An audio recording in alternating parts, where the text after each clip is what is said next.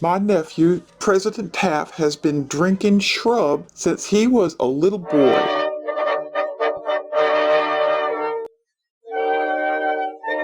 It wasn't always that we would drink soda pops and tonics. No, there was a time that they didn't even exist. And so what did we do to quench our thirst? Shrubs. Not the plant, but fruit shrubs. Sugared vinegar drink. I bottle it and it'll keep for about a year. To make this, you wash and strain the berries, leaving the juice for 5 or 6 days until fermentation has taken place.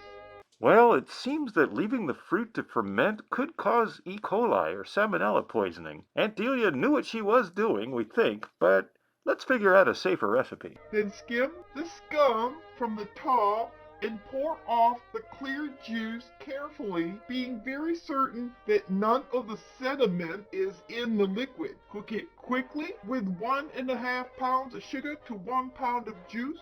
Boil in the oven 2 minutes. Skim and when cool, pour into bottles. This shrub will keep all year round.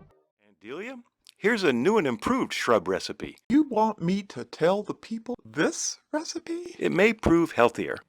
I don't know why everyone gets in a huff about fermented fruit, but I'm sure there's good reason. Alrighty then. I'm creating a sample size recipe of a modern day shrub to make sure we like it. 1.5 cups of raspberries and blackberries. You mix it in with 3/4 cup of sugar. Cover and let that sit in the refrigerator for 1 day. There'll be a lot of liquid in the bowl after 24 hours, and that's what we want. You'll strain and reserve that liquid. Then you add in to the liquid 1/2 cup apple cider vinegar and 1/4 cup of red wine vinegar. You set this covered in the refrigerator. As you can see, we used a mason jar. And you let that sit for 7 days.